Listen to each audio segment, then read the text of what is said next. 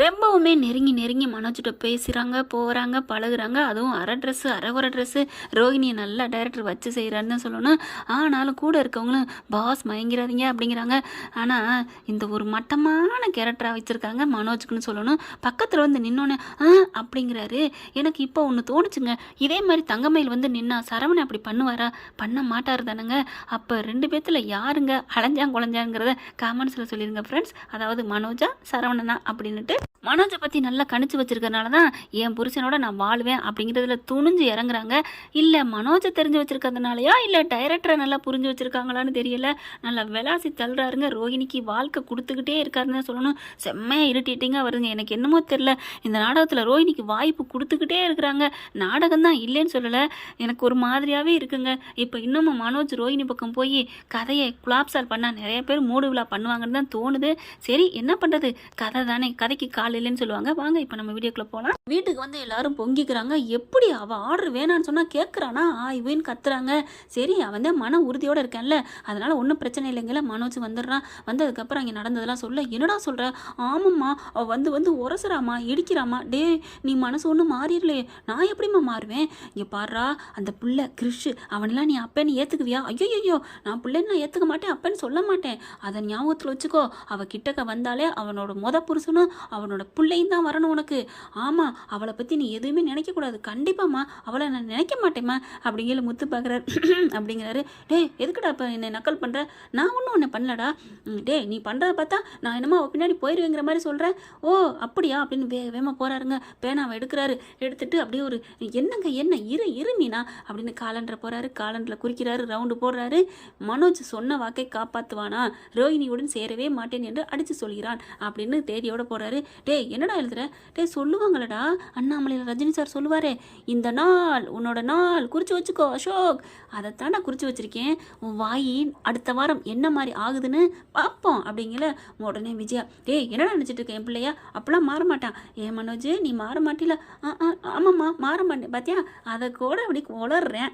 என்னம்மா சரி உங்கள் விருப்பம், எனக்கு ஒன்றும் கவலை இல்லை அப்படிங்கிற மாதிரி. மீனா நம்ம பொழப்ப பார்ப்போம் அப்படின்ட்டு போகிறாங்க. டே இவன் சொன்ன மாதிரிலாம் ஆளாயிடக்கூடாதுடா, அவள் வேணாண்டா, அவளோட உனக்கு நான் நல்ல பொண்ணா கட்டு வேண்டா. அம்மா அதெல்லாம் அப்புறம் பார்த்துக்கலாம், எனக்கு அவள் வேணாம் அப்படிங்கிறத நான் உறுதியாக இருக்கேன் அப்படிங்கிறாரு. வாய் தாங்க சொல்லுது, பக்கத்தில் இருந்து நின்னாலே ஒரு மாதிரி ஆகுதுன்னு மனோஜ் சொன்னார்ல, அவரை பற்றி நம்ம கரெக்டாக தெரிஞ்சு தானங்க வச்சுருக்கோம். அடுத்து என்ன பண்ணுறாங்க, அந்த 60 வீட்டுக்கு வந்து பொருட்கள்லாம் ரெடி பண்ணிடுறாங்க. எல்லாத்தையும் ரெடி, காசு எல்லாமே ஃபிட் பண்ணிட்டு கொண்டு போய் இறக்குறதுக்கு அங்கே போகிறாங்க.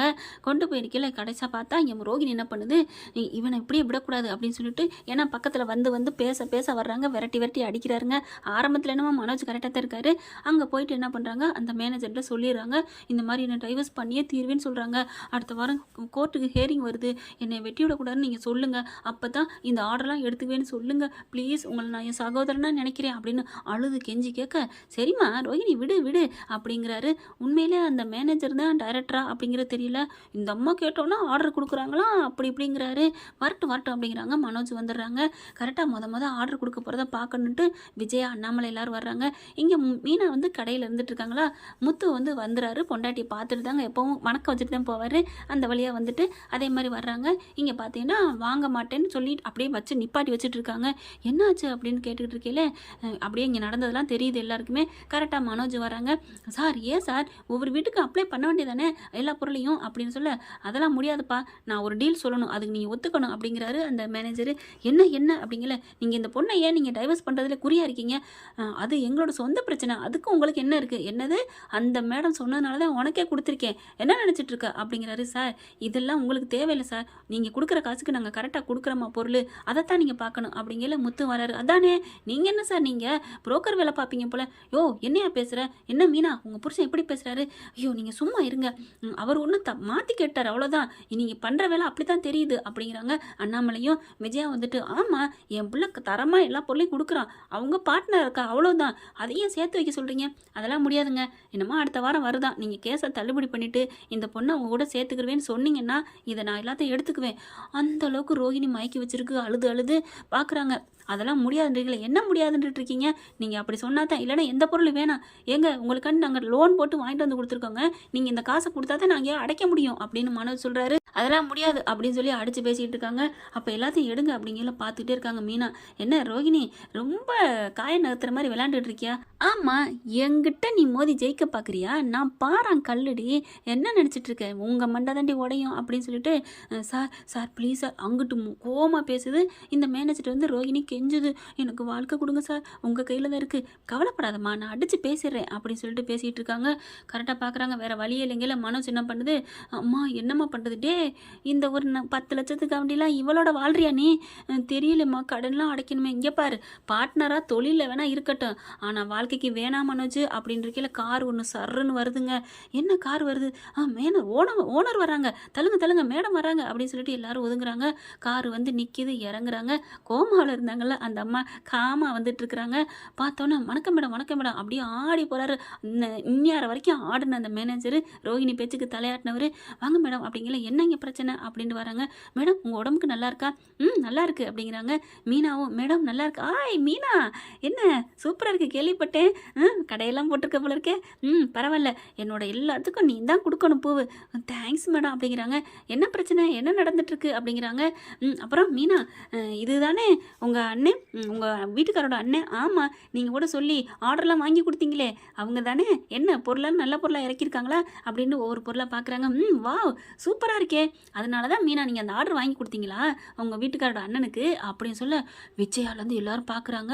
அப்படியே ரோஹிணிக்கு தூக்கி வாரி போடுது. ஐயோ இப்போ என்ன பண்ணுறது, போட்டு கொடுத்துட்டாலே, குந்தாணி இவ கோமாவில் இருந்திருக்கலாமே, இப்போ வந்து நம்மளை பீஸாக ஆக்குறாளே அப்படின்னு நினைக்க, மேடம் கொஞ்சம் இருங்க அப்படின்னு விஜயா வருது.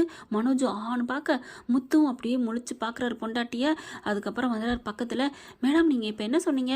என்ன சொன்னேன்? மீனா சொன்னாங்க உங்கள் அண்ணனுக்கு அப்படின்னு, அதான் கொடுத்தேன்னு சொன்னீங்க, இது என்ன அதிர்ச்சியாகி பார்க்குறீங்க, அதானே உங்களுக்குலாம் தெரியுமா தெரியாதா அப்படின்னு சொல்ல, விஜயா பார்க்குறாங்க. அடியே சிரிக்கி மாவளே அப்படின்னு ரோஹின்ட்ட வர்ற, என்ன நடக்குது, வாட் ஹேப்பன் அப்படிங்கிறாங்க. அவளை திட்டுறக்குள்ளாட்டி இவங்ககிட்ட கிளியர் பண்ணிட்டு போய் திட்டுமா அப்படின்னு மனோ சொல்ல, ஆமாடா அப்படின்ட்டு, மேடம் இந்த வாய்ப்பு பூரா வாங்கி கொடுத்தது இந்த மீனாவா அப்படிங்களா? ஆமாம் அப்படின்னு மீனா ஒரு மாதிரியா பார்க்குறாங்க. அப்போ இவங்க எப்படிங்க வாங்கி கொடுக்க முடியும்? இவங்களாம் யாருன்னு தெரியுமா? இவங்களோட கேரக்டர் என்னன்னு தெரியுமா? அதெல்லாம் எனக்கு நல்லா தெரியும். ஆனாலும் அந்த மீனா நிற்கிதே மங்களகரமாக மகாலட்சுமி மாதிரி, அந்த பொண்ணு தான் வந்து இந்த மாதிரி யாராவது தெரிஞ்சவங்க தான் சொல்லுங்க, நான் வேற ஆள்கிட்ட தான் சொல்லிட்டு இருந்தேன். அந்த பொண்ணா வந்து, மேடம் நீங்கள் ஒன்றும் தப்பாக நினைக்காதீங்க, எங்கள் வீட்டுக்காரோட அண்ணன் இருக்காரு, அவங்க நல்லா இந்த மாதிரி பிஸ்னஸ் பண்ணிட்டு இருக்கான்னு அந்த பொண்ணு கேட்டுச்சு, அதனால தான் நான் கொடுத்தேன். அந்த ஸ்ருதி ஹோட்டல் வச்சு இதெல்லாம் நடந்துச்சு. ஆனால் மீனாவுக்கு எவ்வளோ பெரிய நல்ல மனசு தெரியுமா? லட்சக்கணக்கில் லாபம் வருது, நீங்கள் ஏதாவது வாங்கிக்கிறேன், அதெல்லாம் எனக்கு வேணாம், நல்லா இருந்தால் சரி அப்படின்னு தான் சொன்னிச்சு தெரியுமா? என்ன நினச்சிட்டு இருக்கீங்க? ஏம்மா ரோஹிணி, இப்படிலாமா நீ ஃப்ராடு பண்ணிட்டு இருப்ப? நீ வாங்கி கொடுத்தேன்னு சொல்லியிருக்கியா அப்படிங்கல. வாயை திறக்க முடியல ரோஹிணிக்கு. அப்பப்போ ஆப்பு வைக்கிறாங்கன்னு சொல்லலாம். ஆண்டவன் டைரக்டர் ஆப்பு வைக்காட்டிய. அடுத்து பார்க்குறாங்க விஜய் வந்துட்டு, அடி பாவி அப்படின்னு ஓங்கி அறைய போகிறாங்க.